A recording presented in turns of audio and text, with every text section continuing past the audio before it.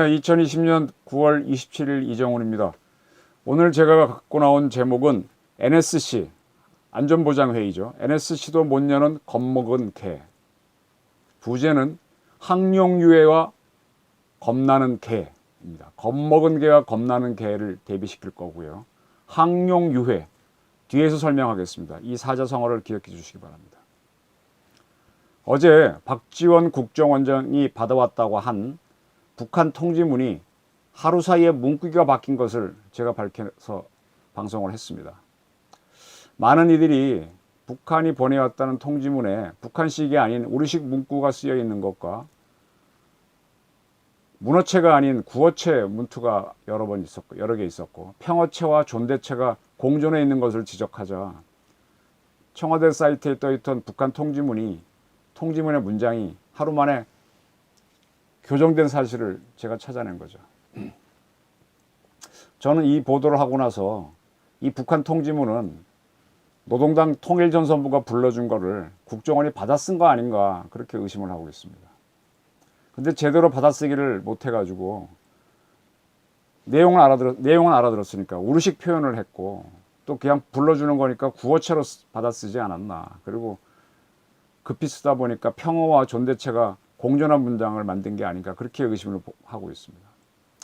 그렇게 일단 띄워놨다가 급하게 우리 대한민국 국민이 피살됐다고 하니까 급해갖고 띄워놨는데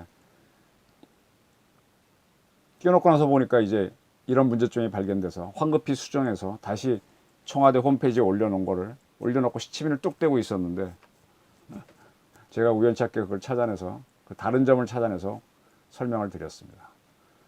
그런데 이 대한민국의 청와대가 이렇게 변경된 거에 대해서는 유튜브에서 얘기했으니까 그냥 구렁이 담 넘어가듯이 하겠죠. 나는 못 봤다 하고 넘어가겠죠.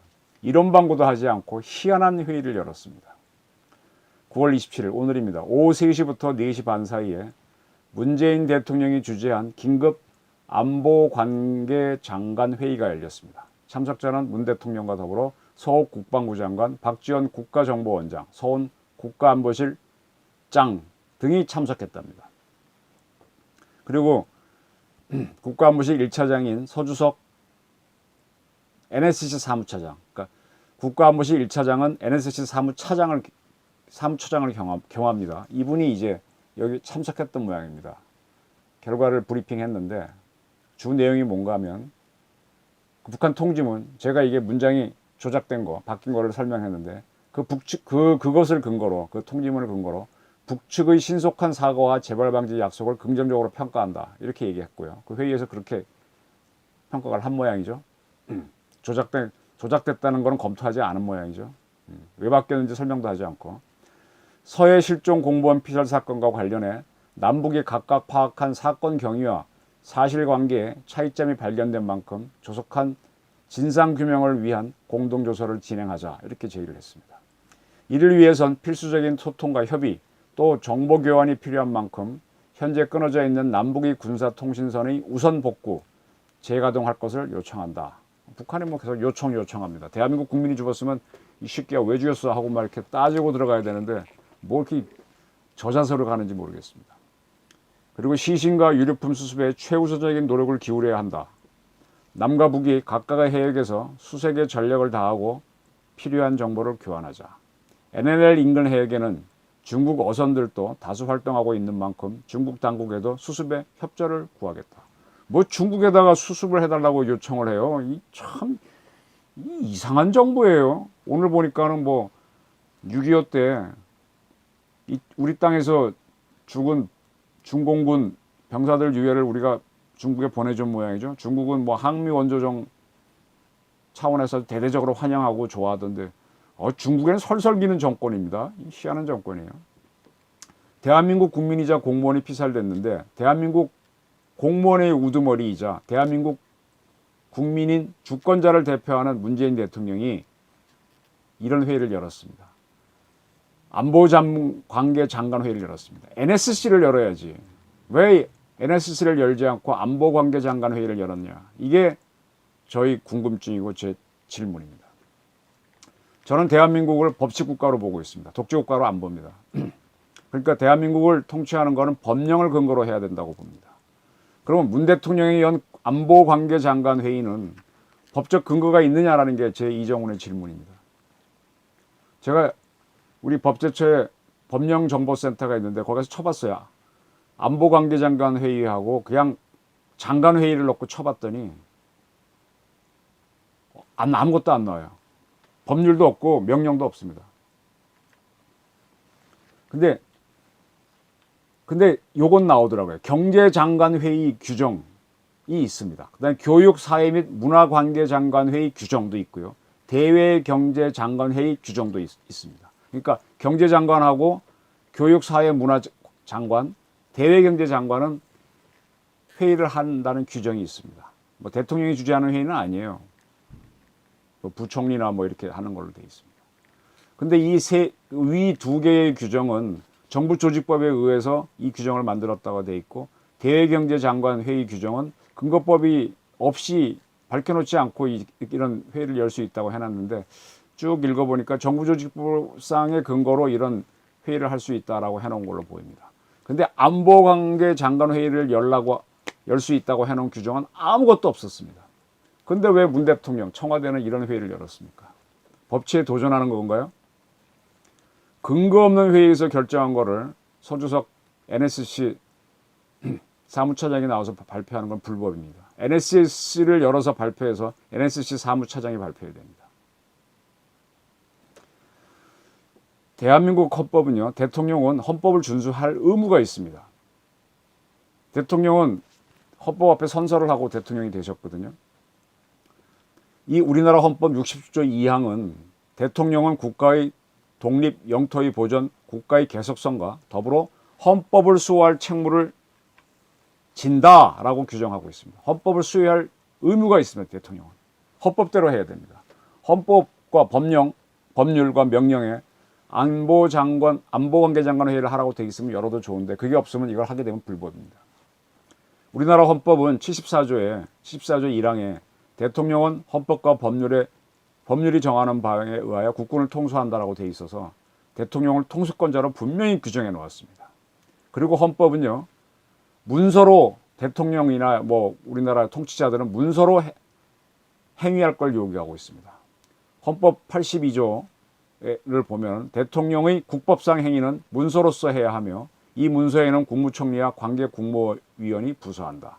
군사에 관한 것도 또한 같다라고 되어 있습니다. 자, 법적 근거가 없는 안보관계장관회의에서 나온 것을 문 대통령은 문서화했나요? 질문입니다. 문서화했다면 무엇을 근거로 이 회를 열었는가가 질문이고, 서주석 차장이 발표한 게 그 문서화한 거라면 거기에 국무위원으로 들어간 서욱 국방부 장관, 또 국무총리는 들어가지도 않았습니다. 그분들도 같이 부서를 했는지 저는 따져보고 싶습니다. 아니라면은 이거는 참 이상한 불법이다라는 게 저희 지적입니다. 그리고 우리나라 대한민국 헌법은 대통령은 뭐 독단으로 하라는 게 아니고 다 회의를 통해서 하는 거잖아요. 북한도 보게 되면 김정은이도 무슨 회의를 열어서 결정하지 않습니까? 그 회의체로서 국무회의를 하도록 해놨습니다. 그리고 헌법 88조 1항에는 국무회의는 정부의 권한에 속하는 주요 정책을 심의한다라고 해서 행정부에서 하는 모든 것들을 심의하도록 해놓았습니다. 그리고 국무회의에서 심의해야 되는 사항을 딱 나열해 놓았는데, 헌법 89조에는 다음 사항은 국무회의의 심의를 거쳐야 한다라고 해놓고 6호에서 군사에 관한 주요 사항을 넣어놨습니다. 군사에 관한 주요 사항은 국무회의에서 심의를 하도록 해놨습니다. 이번에 대한민국 국민이 피살되고 그것도 북한 수역까지 가서 피살된 거는 군사에 관한 사항이라고 볼 수 있는데 국무회의를 거치지 않았습니다. 국무회의를 거치는 게 좀 불편하면은 바로 대통령이 이제 군사 문제 정통하지 않을 수 있으니까 자문회의를 열 수 있도록 헌법은 규정해 놨습니다. 자문회에서 한번 대통령의 의견을 듣고 국무회의에서 심의를 해도 되는 거죠. 그러한 자문회의로서 헌법 제90조는 국정의 중요한 사항에 관한 대통령의 자문에 응하기 위하여 국가원로 자문회의를 둘 수 있다고 되어 있습니다. 그럼 이 국가원로 자문회의를 열어서 대통령이 한번 물어보시고 결정하셔도 될 텐데 왜 안보장관 회의를 열었냐 이거예요. 아무 법적 근거도 없이. 또 헌법 91조는 국가 안보 안전 보장에 관련되는 대외정책, 군사정책과 국내 정책의 수립에 관하여 국무회의 심의에 앞서 대통령의 자문에 응하기 위하여 국가안전보장회의를 둔다라고 되어 있습니다. 국가안전보장회의를 줄여서 안보회의 또는 NSC라고 합니다. 그럼 대통령은 이번에 이 문제를 다루려면 NSC를 열어야지 무슨 아무 법적 근거도 없는 안보관계장관회의를 여냐 이겁니다. 법을 지키셔야죠. 또 헌법 92조는 평화통일정책의 수립에 관한 대통령의 자문에 응하기 위하여 민주평화통일자문회의를 둘 수 있다고 되어 있습니다. 줄여서 평통이라고 하는 거죠. 그러면 이번을 남북 문제로 봐서 평화통일을 문제로 봤다면 평통자문회의라도 열었어야 될 거 아닙니까? 그럼 평통자문회의 아니면 국가원로자문회의는 상당히 포괄적이니까 거기를 열든지 NSC 열기 싫으면 그거라도 열어가지고 그 다음에 국무회의를 열어서 결정을 해야지 무슨 안보관계장관회의를 구렁이 담 넘어가듯이 열어갖고 슬쩍 넘어가냐 이겁니다. 대통령은 우리나라 헌법은 분명히 국무회의로 정책을 심의해서 결정하라고 돼 있는데 그에 앞서 대통령이 이제 조언이 필요하면 원로회의나 NSC 평통을 열어갖고 어드바이스 자문을 받아라 이렇게 해놨습니다. 우리나라 헌법은 어디에도 안보관계장관회의를 열어서 대통령이 자문을 받으라고 돼 있지 않습니다. 그런데 열었습니다. 그리고 여기서 결정한 거를 국무회의에 통과시키지 않고 그냥 결정해서 한다고요? 북한하고 이런 걸 요청한다고 막 해도 되는 겁니까? 대통령이 주재하는 회의인데. 다시 한번 강조하겠습니다. 대통령은 헌법을 지켜야 되셔야 됩니다. 헌법 66조는 2항에서 대통령은 헌법을 수호할 책무를 진다라고 분명히 되어 있습니다. 다시 한번 강조드리겠습니다. 따라서 이 헌법에 따라서 헌법도 3조는요. 대한민국의 영토는 한반도와 그 부속도서로 한다라고 되어 있기 때문에 북한의 등산곳도 대한민국 영토고 대한민국 국민을 대통령을 지키셔야 됩니다. 대통령이 이걸 자의적으로 해석해서 거기는 북한 영토다 이렇게 하지 마십시오. 현실적으로는 그렇더라도 우리 국토라는 우리 영토라는 인식을 갖고 계셔야 됩니다. 우리 공무원은 대한민국 국민이고 그가 피살된 등산곳 해안도 대한민국 영토라. 따라서 주권을 행사하겠다 이런 인식을 가지셨고 그래서 NSC를 열어서 다루거나 그게 불편하면 원로회의를 열거나 평통을 열거나 그래서 자문을 받은 다음에 국무회의에서 결정해서 하셔야 됩니다.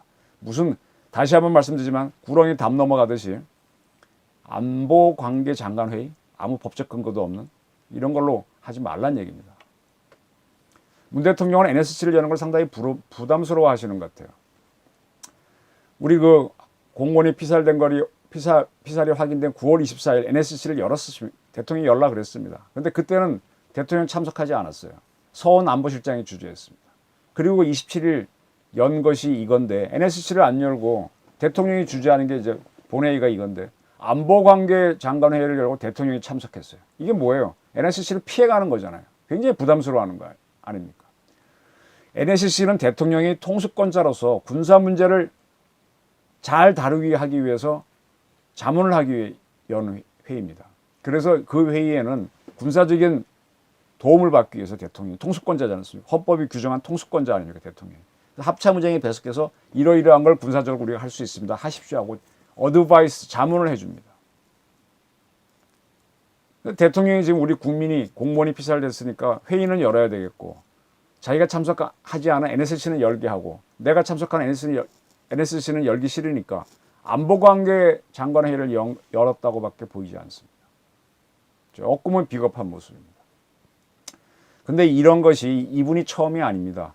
천안함 연평도 사건 때 이명박 대통령도 NSC가 아닌 외교안보관계장관회의를 연 적이 있어요. 제가 그걸 보고 참 절망을 해갖고 제가 몇 차례 천안함 정치학 연평도 통일론이라는 책을 썼다고 말씀드렸는데 지금 제 책꽂이에서 안 보입니다.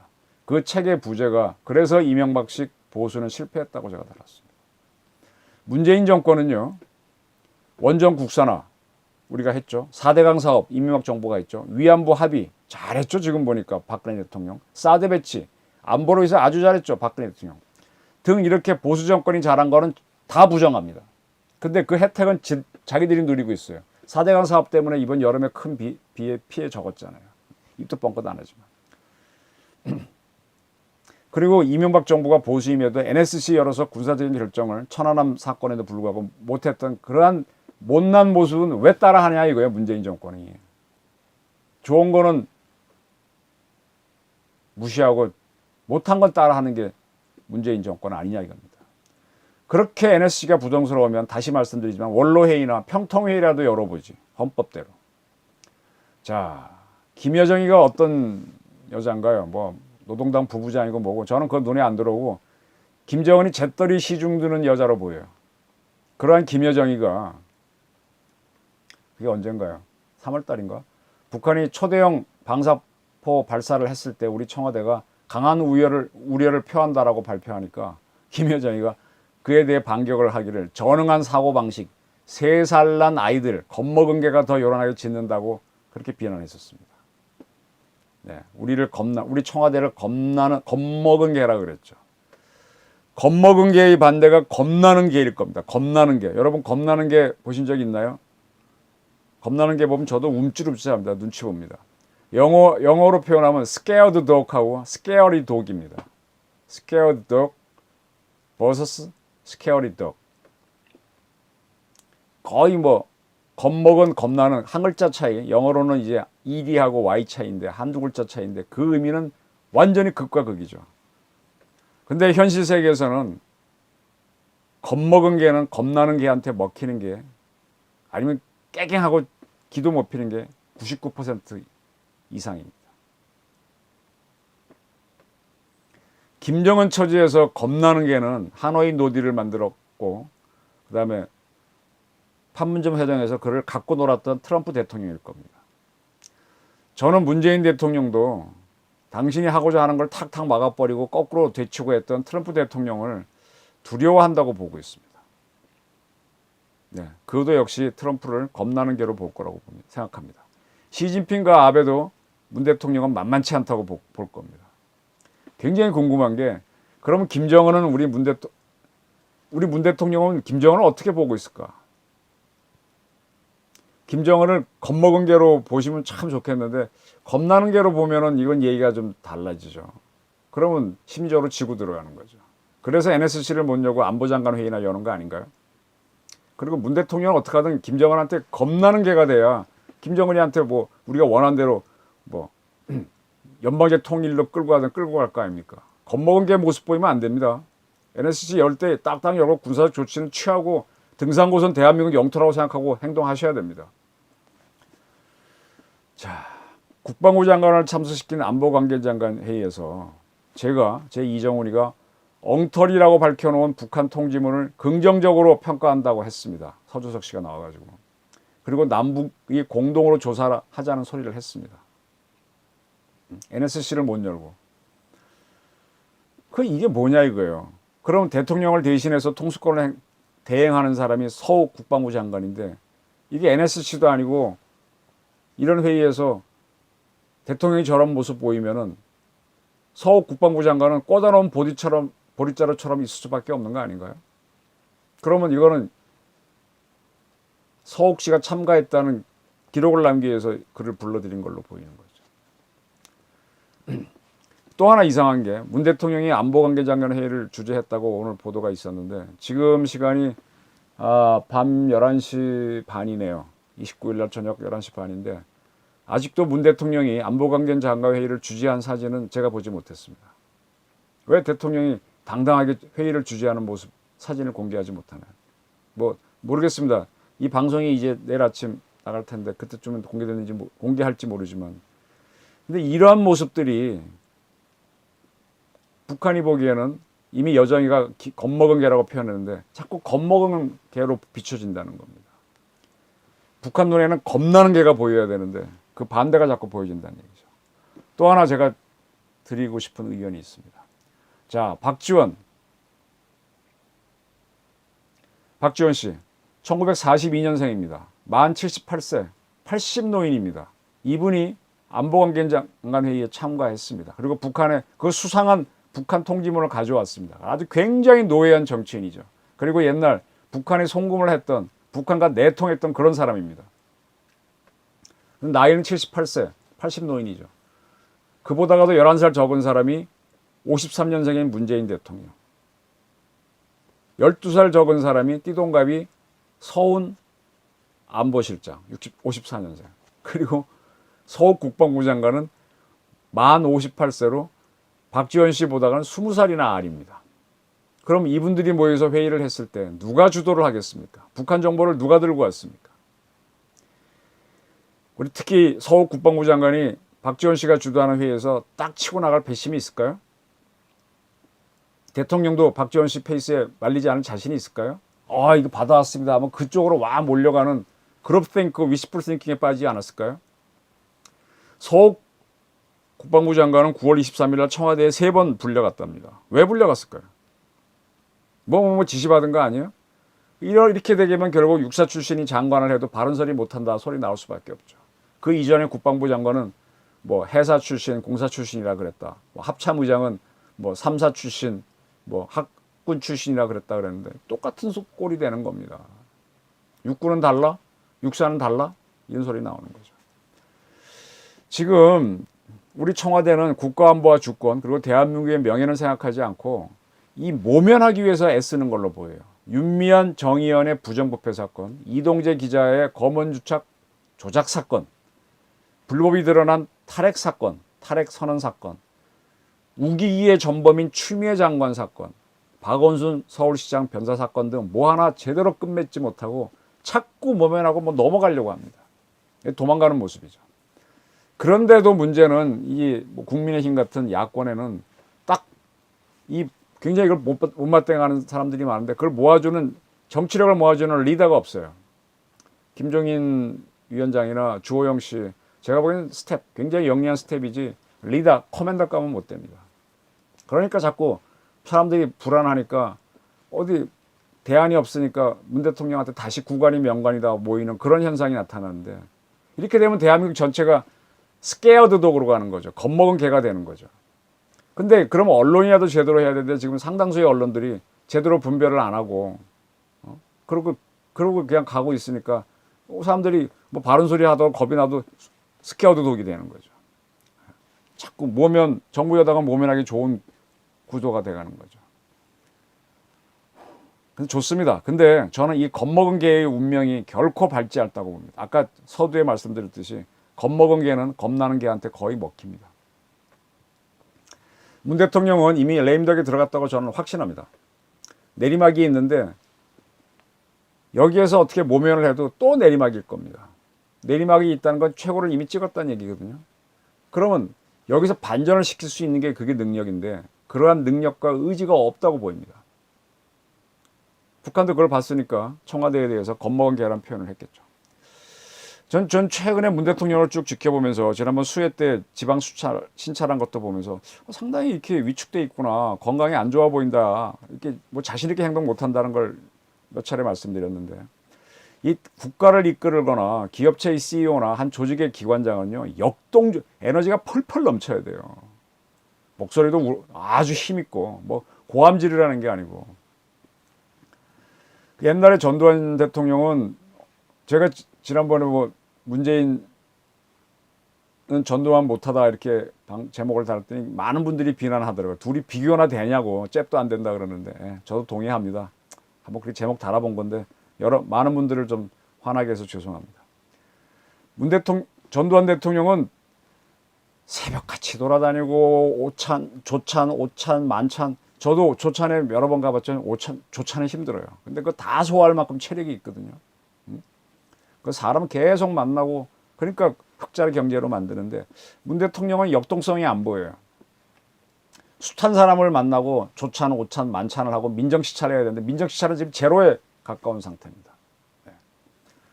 그런 여러 공식 행사 가운데 중요한 게 만찬인데 이 청와대 행사를 쭉 보니까 만찬이 굉장히 줄어든 게 발견됩니다. 제가 청와대 사이트에 들어가서 대통령 행사 중에서 만찬을 한번 클릭해 봤어요. 그랬더니 2019년도에는 뭐 스웨덴 총리 방한 만찬, 베트남 총리 방한 만찬 쭉 여기 보시듯이 쭉 있습니다. 이 중에 제가 별표를 한 거는 이게 만찬인지 뭔지 조금 헷갈려서 판단이 안 되는 것들인데 어쨌든 19년도에는 만찬이 제법 많았습니다.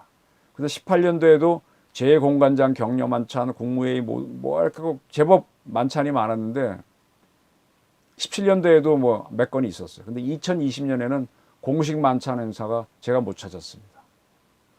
그래서 다른 데 혹시 만찬이 있나 찾아보니까 2020년 6월 18일 문 대통령이 그때 김현철 통일부 장관이 사의를 표명해서 그분하고 만찬을 하면서 사의 표명에 대한 김인철 장관의 의견을 물어보고 경청한 것이 하나 발견됩니다.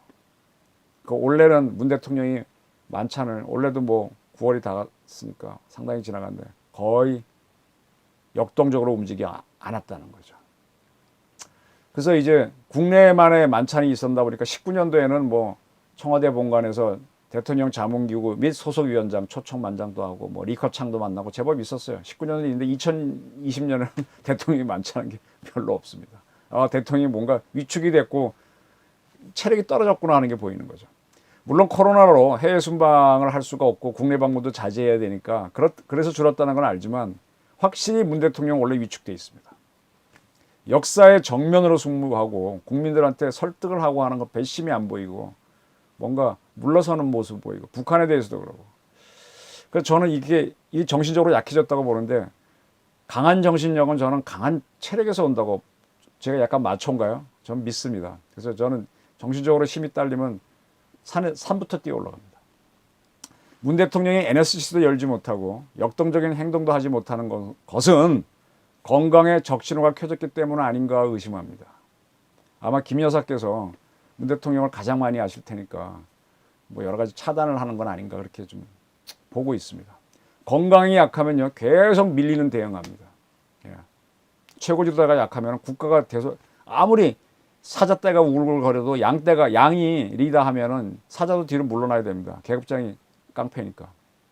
항룡유해를 제가 제목으로 뽑았는데 항룡유해가 나온다는 겁니다. 항룡유해를 설명드리겠습니다.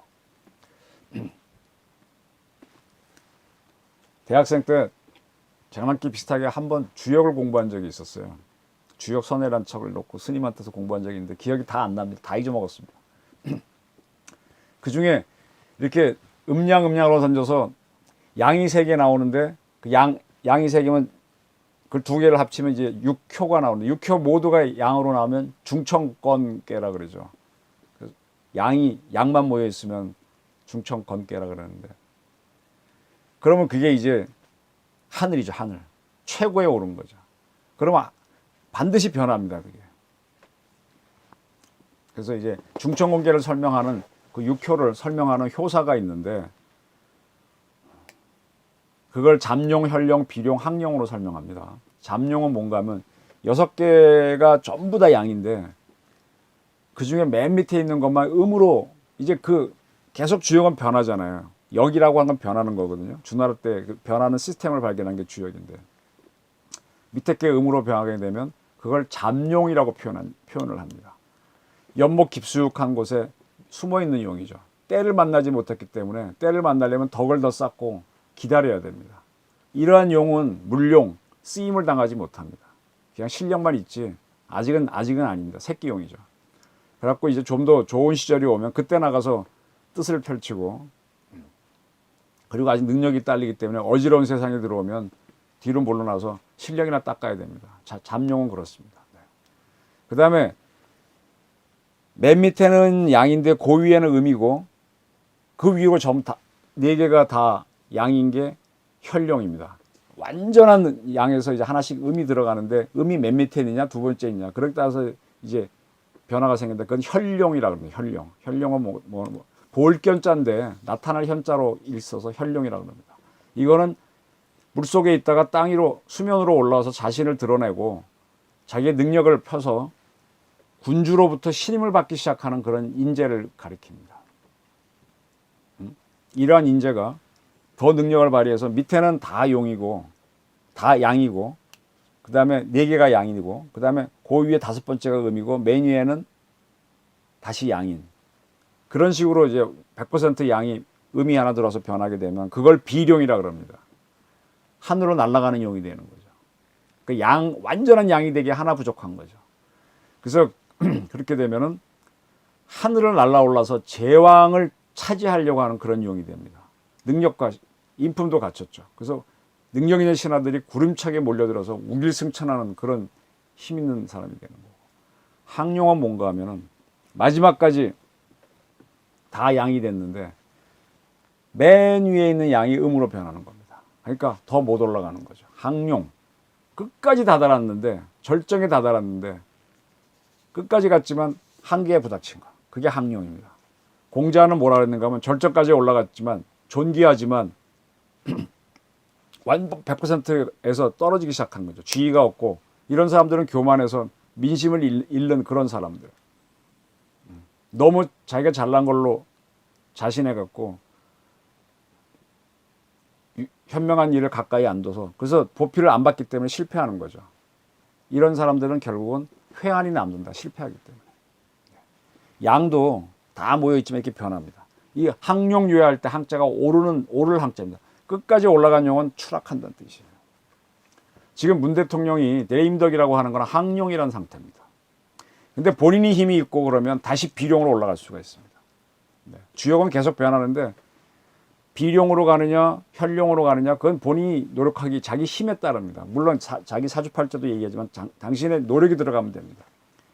근데 여기서 항룡이 된다 그러면 이게 제일 아픈 제일 답답하고 힘없는 박근혜 대통령이 그 당시 촛불로 날아갈 때 항룡이었죠. 그러면 지금 박 대통령이 감옥에 있으면서 굉장히 회한이 많을 거 아닙니까? 억울하기도 하고 돈 받은 것도 없는데 이게 뭐야? 그래서 항룡유해가 되는 건데 문 대통령도 항룡유해가 될 수 있다는 얘기입니다. 북한 때문이라도. 문 대통령이 항룡이 될 것인지 아니면 다시 치고 올라가는 비룡이 될 것인지는 문 대통령 선택에 달려 있습니다. 근데 저런 식으로 법적 근거도 없이 안보관계장 간 회의나 열면 항룡 된다는 겁니다. 잠룡도 못 되고.